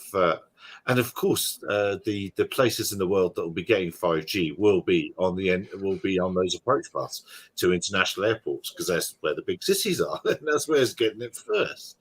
Gosh, that's quite a thing. Who's been talking about that? I need to read up about that. Everyone. FAA, did you say? Oh no. Yeah, I'm just going to try and find a link. I read about it earlier this week, actually. Yeah. Yeah, that is amazing. Michael's saying they do the radio calls for helis to target our drones. But where I wanted to drag that sort of thing back was to Ian talking about having cameras on your FPV goggles. Well, yeah, we should have a better synthetic sky as it were, that we should all be able to look at. Electronic conspicuousy for everyone. Well, yeah, no. Real-time electronic conspicuocy, and that just solves all the problems. And the cheapest way to do it, to be honest, would give it to all manned aviation, because that's the cheaper way to do it, because there's less of them versus how many drones there are. So, there's drones don't really. How often do you see two drones in the same airspace? Very, very rare. It's extremely rare. Obviously, there's going to be thousands and hundreds of thousands flying all in the same area of space. So electronic conspicuousy should come to drones, but it should be manned aviation first. Give it to them first. Let us see where all they are, and then we can have it for ourselves. Mikhail, can I have a pint of whatever you've just said, please? Hands up, anyone. Mostly circus animals. Rabbit. Mostly circus animals. I think he's put that in the wrong chat. Okay, moving on. But electronic conspicuocy for all. That's what we need. We just need electronic conspicuocy for all. Manned aviation. We will for all drones, but not for manned aviation. I mean, remember, we have to operate to a much higher standard, even though our risk profile is proven to be immeasurably lower than manned aviation, and that's why this is not about safety. You're right. It's not about safety. We've not hit the tipping point where enough MPs are making money on the side out of drone companies. As soon as we hit that tipping point, then they'll say, "Oh no, hang on a minute, we've got to make the." I wonder if there should be a freedom of information request, seeing which MPs have been lobbied. I can't help but think that this is a case of all the people that have done the fancy 3D renderings of their drone, their rapid transit things, all that sort of stuff. They're all burning up money. They need an excuse not to be able to deliver. Or we can't deliver yet because there's manned aircraft in our airspace. So they don't want these roadblocks removed, because then they have to start delivering. In the meantime, they can just do another round of funding and continue driving their Porsches and having holidays in the Bahamas. Sounds right, I'm afraid. I mean, it does kind of stink that if anyone thinks that remote ID is a solution for drone safety, they're just talking out their back end. They really are. That's what angers me. That's what pisses me off with the FAA. They have lied about this repeatedly in streams on YouTube, and blatant lying that, oh no, this remote ID is going to enable manned aircraft to make sure you don't get in the way. And then they've said, oh, it's not electronic conspicuity. Pilots don't have this equipment in their aircraft. They won't be able to know you've got it. So they're saying both sides of the coin. And I think not enough people are actually listening, because if you look at those streams, they get like 100 views or something. It's nothing. If I do a video, they might get 1,000 views. But no one's actually paying attention. Everyone's, oh, she'll be right. We're paying these government people to do the right thing. They'll do the right thing, as they always have all through history. Yeah, let's not forget, when EASA started looking at the rules for Europe, they said we won't touch the rules. We won't do anything drastic. They lied through their teeth. Quite clearly, EASA lied through their teeth, because they actually asked all the hobbyists to stop emailing them. They had to, but yeah, it's crazy. Yeah, FPV pilot. It's nothing to do with safety. No, it's all remote about control. Yeah, it absolutely is, and the unintended consequences are enormous, absolutely enormous. Why can't they just be honest? Why are they? If they've got nothing to hide, then why not just be honest? Why? What have they got to hide, conceal, that they can't tell us the truth about the things they're doing and the reasons they're doing it? I mean, that really spins my wheels. I think I don't mind people being, if they're overtly bent, that's fine. But when you try and cover it up, that compounds the whole problem. Yeah, if they'd just be honest, it would be nice, because they can't use the word safety, because that's just pure BS, because, no one's died from a multi-rotor in the UK yet. So we know that, around the world, actually, we can say around the world still, can't we? No one was died from a multi-rotor. Mind you, I see a couple of drone flights had to be rescued last week because their drones. Yes, it is. So you can't say that drone pilots don't have skin in the game anymore. Oh, well, they do have skin in the game, because we're humans and we're stupid. So, yeah, there's going to be skin in the game at some point. Speak for yourself and Ian and Gary. Yeah, absolutely. Absolutely. So, the safety side, that's just BS. So if any regulator states safety, then they're just talking out their back end, and we should be right to call them out on it. So the FAA, you're just full of crap when it comes to saying it's about safety. We know that. And I bet right here and now that if they bring in RID, within a year in America, someone will be shot because of it. A remote pilot will be shot because of it within a year. That's my bet. Okay. And I'm happy to be proven wrong. But if RID comes in, it won't be safety in America for the remote pilots, because if they can track to where the person is, someone's going to get shot. There's no two ways about it.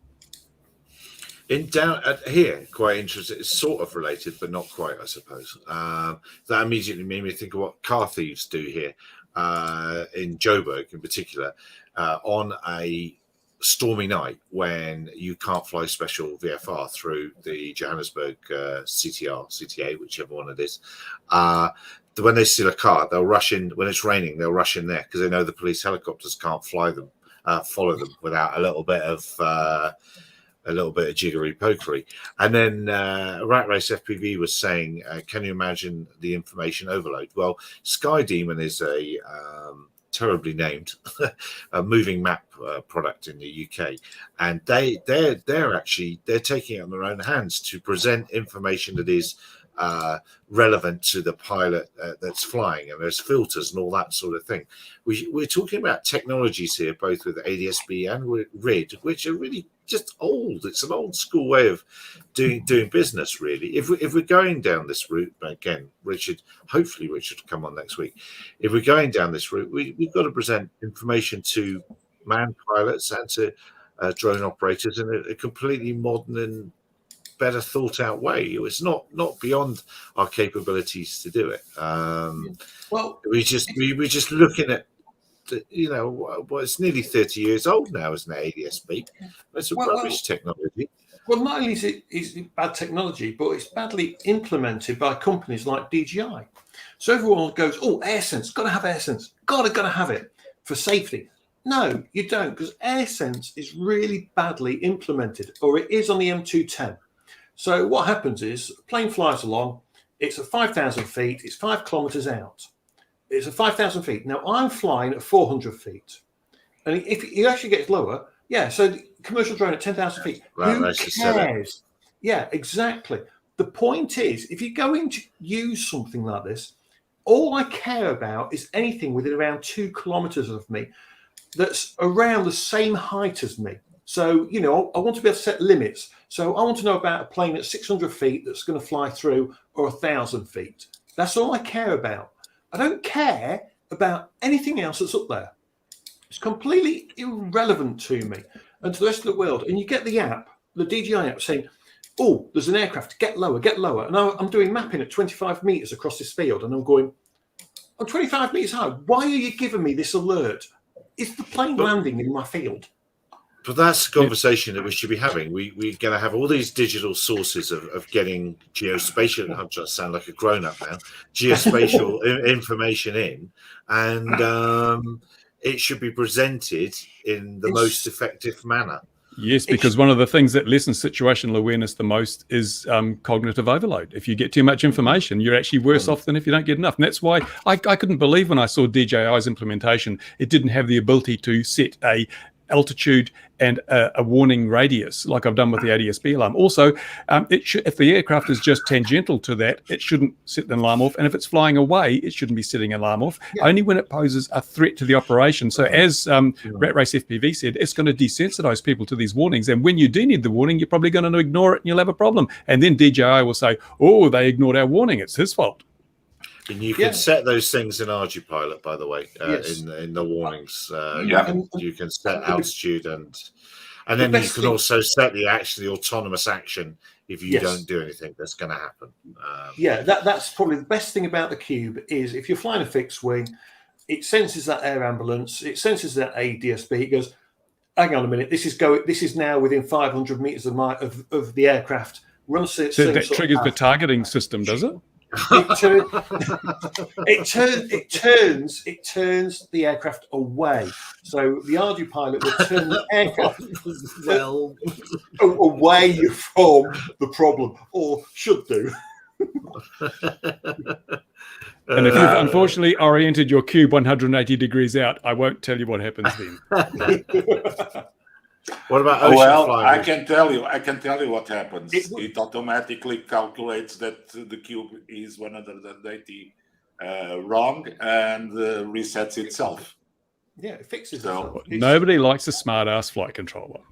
Oh God! You do when it's an orange cube. When it's an orange cube in there, you do. I'll tell you that thing is fantastic. But it's what can be done. Oceanic flying is largely just procedural on paperwork. I'm old enough to have worked in a room. Okay, oceanic flying. Hold on, Mark. Oceanic flying. Yes, it's a completely different setting until 12 miles out of the coast. And because if you fly within 12 miles, it's the same rules as you use overlands. So if you go to Portugal, most of the coast is a military zone. So you would have to go beyond the 12 miles to get to fly systems over water. So it's always a mess. For instance, the English Channel, with all the wind turbines fields in the English Channel and the restricted zones of the passageways for the shipping lanes, it's mostly no-fly zone. So it really, unless you go to the middle of Atlantic, and you have to be careful with what place you choose, or the middle of the Pacific, you're done. Interesting footnote in history here. When I did my cruise missile, I was actually contacted by the members of the Coast Guard who said, if you want to test it, we'll take you out beyond the boundary, the waters, and you can do it out there. There's a comment. When I built my cruise missile, yeah, what happened was that day I built my cruise missile. That is a cut there for the video. We'll have that for Bruce. Yes. How do we do that? Yeah, we should do that. We do that. It's almost a ringtone, isn't it? When I built my cruise missile. Yes. Yeah, no, oceanic flying is a completely different kettle of ball games, as Louis says, once you get beyond that 12 miles. What is on sea over 120 meters? Sea level. It's sea level. Sea level. Well, there's plenty of stuff out there. Well, if you're in the Channel, there's loads of stuff at low level, Coast Guard stuff. Yeah. There's loads of stuff, and beyond that, some turbines. Yeah. Beyond that, oceanic. Just there. Sorry. Yeah, I mean, people often say they're going to fly across. I'm sure it's happened loads of times now. The people have FPV between England and France. It must have done. You can see bloody France when you stood on the cliff. So it must have happened loads of times. Well, who was the guy that flew from USA to Ireland with a model years ago? Oh, Maynard Hill. Maynard Hill, yeah. Yeah, that was an autonomous craft, and no one got their knickers in a knot over that, did they? No, they didn't, and it was number 7, I think, wasn't it? That finally got there. He chucked loads of them towards Ireland, and it only landed like a thimbleful of fuel, and it was full of water, wasn't it? An amazing flight, and then of course the Aerosonde as well did the same. And this is all donkeys years ago, and again, people will be reinventing stuff continually around that over the next few years. Hey, Bruce, we should challenge FAA attitude. Yeah. I highlighted that in the video I did, sort of pulling that stream to pieces. But the FAA says lots of things which they then just completely ignore. Half the time, the FAA don't know what their own rule set are and what they're going to do. The people they get to front the streams are people who are there because they smile nice and look pretty, but really they don't know a hell of a lot what's going on. And even the director was Dickinson, or whatever his name is. He said that about kids won't have to worry about remote ID on their toys when they fly them, which is utter rubbish. Yeah, it's something we don't need. We all know that. It's just another cyclical argument, isn't it, really? We just go round and round on this saying how horrible we think it is. And it's horrible on many, many fronts for many, many reasons. Makes absolutely no sense at all. So it's bound to arrive. It's bound to. Here it comes. What year are we set for that in Europe? 2023. Oh, there's the chair shot. He's got it in. He's got the chair shot. He's got the chair shot. Oh, I'm from that side as well. Is he splitting the affiliate fee with you, Gary? Because it's your stream. Oh yeah. He's very good like that. Every month I get a little check. Every single month. Yeah, a very little check for 1p. It's about I get these days. Yeah. So.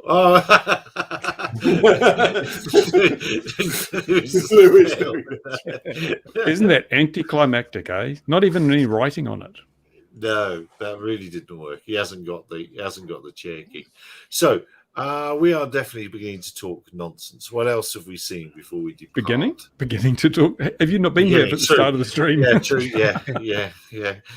Fair enough. That's a fair point. Well made. I've still been flying that whatever that radio was called. I should have had it in front of me. Very, very disappointed with it. My lad who flies better than me is also disappointed with the control feel of.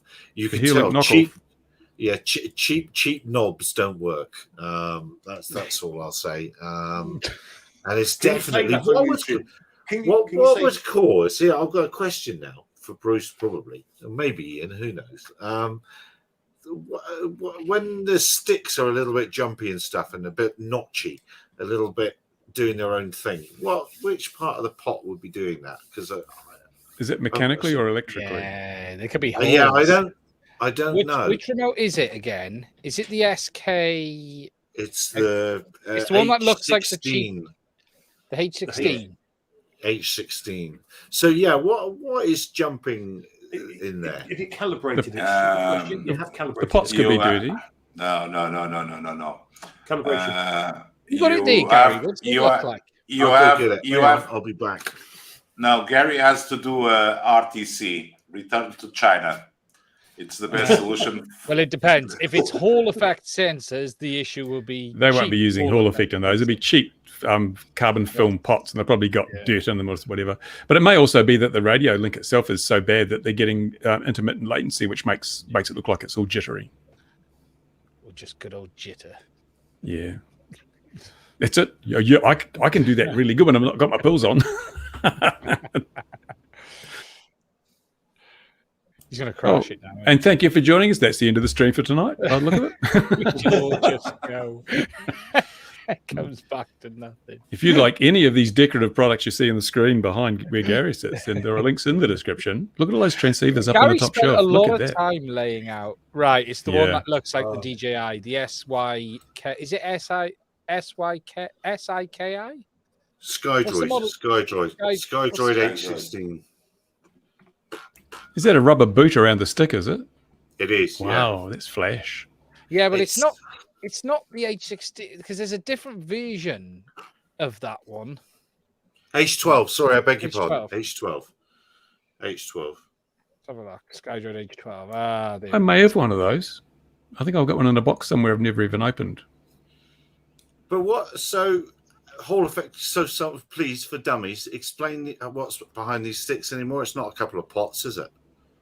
Most cheapy ones still have pots, but more expensive ones have Hall effect. And the pots, if it's been sitting around for a while, they can have an oxide film on the wiper on the pot. A little bit of CRC 226 sometimes cleans that up. But I think it might be more likely to be something to do with the variable latency packet delays on the radio link itself. So when you move the stick smoothly, it doesn't get in even steps between the packets of data. So it moves in jumps, and sometimes a little bit, sometimes a long bit, depending on the latency between packets. Even worse, Gary, it can be because the software is Android, and Android is known for not being a real-time operating system. So you might get latency on the Android side of things. This could actually be related to what was originally on Hearlink. Hearlink had very low resolution on the sticks in the early days, partly for a number of things. It wasn't that they were running the stick thing as a process and certain things like this. Now, Philip and the team, they spent a lot of time redoing all of the software to get rid of this behavior. A lot of these remotes are based on the same overall hardware, and I bet you, I wouldn't be shocked if it's really low resolution, because it's the same chipset. Because you can repeat. You can get it to repeat behaviors. You can get it to repeat. There's a yaw issue. and if you get the sticks right, and also even on the arming side of things. Well, you have the solution. Come on, Gary. You have the solution. Michael told you. Get the Jedi. Yeah. Well, GT is just for rich people. Yeah, and you've got to have that. Look, there's no neck strap, so I can't possibly be a Jesse type of person. But no, there's nowhere to put your coffee cup on that thing. How can you fly with that? Rudder capacity checking. Also, the range is it's what's the normal range? 900 and something to 2000. So 2000. Yeah. So this is 1050 to 1950. Yeah, that's JR type. That's JR. Its center is 1522 or something. Then in that case, is it? 1512. That's Futaba, I think. 1512. That's Futaba settings, I think. Yeah. And 1500 is standard.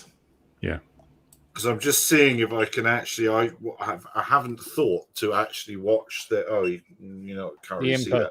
No, I haven't thought to sit and look at the inputs and move the stick very slowly, Gary, and have a look. Does it look like it's stepping as it's moving the slider up?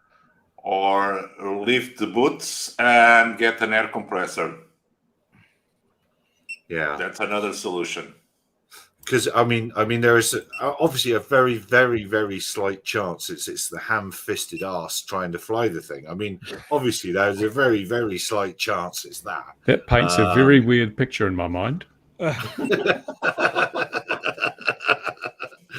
No, especially it's not mine, Peppermint. It's for a project. So yeah, it's the first radio I've had with anything fancy on it. Yeah, I wouldn't be surprised if it's not the Android thing, because all the apps that support it are all in Chinese with zero English wording on them at all for OK or anything. So yeah, I feel very disconnected with it because of that, because I've no idea what I've just asked the app to do to make it work, to do this, that, or the other. It's a very weird experience. All right, so there's lots of reasons why there could be a stick problem then. Yeah, basically. Okay. Yeah. All right. I think the air compressor solution might be the easiest to troubleshoot. What size antenna do you put on the air compressor? yeah. And how long does it fly for? Exactly. That's right. Well, it should do, really. Yeah. It's interesting, and all right. If I go down this line, then there's no when I drop this, not if I drop this. When I drop this, there's no protection for this screen. And look at it; it's a shiny screen. If you wear a white shirt and try and fly in the sun, you can't see a damn thing. This is useless. Those things. Yeah. And then obviously I wouldn't want to be getting that white T-shirt wet in the rain because you. Anyway, moving on very swiftly. Yeah, it's just, only fans. Exactly. Well, what's it got here? It's got a Ppm port on the top. What would that be for? Well, that's the raw pulse train coming out. Going in probably. It's probably you can put a Ppm, like if you have a head tracker or something, that's usually how you connect them through and they take up a couple of channels and provide the head movements to the servos. Slot for the SIM card there as well. If that's your sort of SIM card or SD card. It's got 3G or 4G. 4G, I guess. I'm just guessing because the manual's a whole single page long and doesn't make any sense. So the joy of the cheap Chinese gear. That is my review of the SkyDroid H12. Like, meh. Sounds like something a surgeon could fix in 5 minutes. Probably, yeah, quite possibly. Yeah, and it's light to the touch. It's also they claim it's weather resistant. I suppose doesn't feel like it's going to be. Right. That's I had to Google NZAP can translate if you film the screen. That, John, is a top tip. Thank you very much. I hadn't thought of that. That is a top tip. I like that very much. I will have to try and do that. And that's for this thing that I've been setting up. These props here, which is this thing, which is a very, very heavy thing. Yeah. Right. So what else? As I ran into nowhere. What else are we going to say, gentlemen? We're done. We're done. We're done. We're done there. Our work here is oh yeah, and then HVLIV batteries. What the heck is that about? High voltage lithium polymers. Yeah, they charge to 4.3 volts a cell. You need a little bit extra capacity, but what most people do is charge them to 4.2, and they just last longer than normal lithium polymers. You see, I've just got to ask here, haven't I? Which reminds me of something. When are we going to see 4680 batteries on the wild? Oh, just grab a Tesla and rip the batteries out from under it, mate. Yeah, we can all have some then. There's loads to share. Loads to share. Well, it depends, doesn't it? Because they've said that they're now getting good enough production of the 4680s, haven't they? Or Tesla are. They're getting that from their partner companies. Panasonic that's helping. Panasonic. Yeah, Panasonic. And the batteries are now ramping up in production, and they're getting good yield now, I understand. So who knows? I mean, that'd be interesting when they do appear, though. But for now, I don't think we will see them in the wild for some time, because Panasonic, they've got to go to Tesla, those batteries. And after Tesla, every other car manufacturer must be hunting for them like crazy. Yeah, and is it Tesla in China? They're using, is it the LFP batteries in their cars? Lithium iron phosphate, yeah. Yeah, because they've said they've made a switch. So these other batteries, they literally fit in the same space. And just because of certain versions of the Model 3, and they can ramp up production and keep chucking them out the door like no one else can touch them. Yeah, they've now chucking out Model 3s with those batteries in.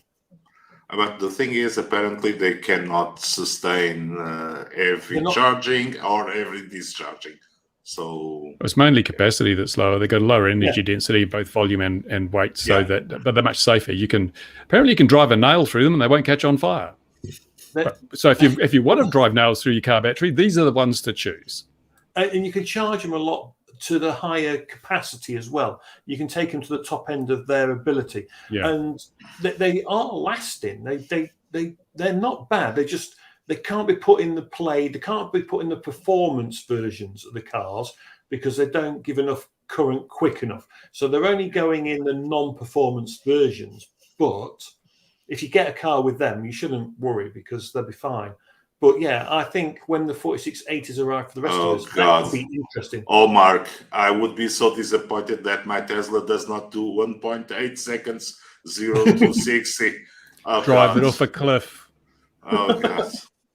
Oh, they're amazing cars. They're just. I happened to watch the Cannonball runs with the Porsche Taycan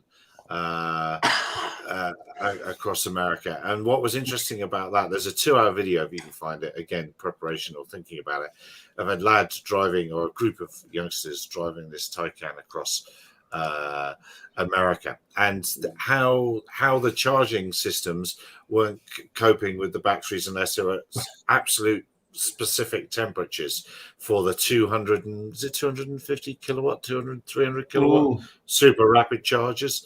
And it was very, very particular about how, in the end, how they had to arrive at the charging station with the battery conditions. But it's worth a look. There's a 2-hour video that's just them charging the thing. Basically. You know that Asian Norwegian guy that has the electric vehicle channel? I don't know if you've seen it. He drove 1,000 km across Sweden. Did you see that video? In a Hyundai Ioniq. And the thing I noticed was every time he stopped to recharge, like 4 out of 5 of the recharge stations were broken. They didn't work all the way through Sweden. I'm thinking, my goodness, the infrastructure is already in such a bad state of decay. What are they going to do? And over here, there's been a little scandal about the electric cars because the director, the head editor of a car magazine was borrowed the Porsche Taycan Turbo S. I don't know what the Turbo S means, but yes. And he did the highway from Lisbon to Oporto and back, and he was very happy with the car, and he had to stop on a service station to charge the car, and he charged it.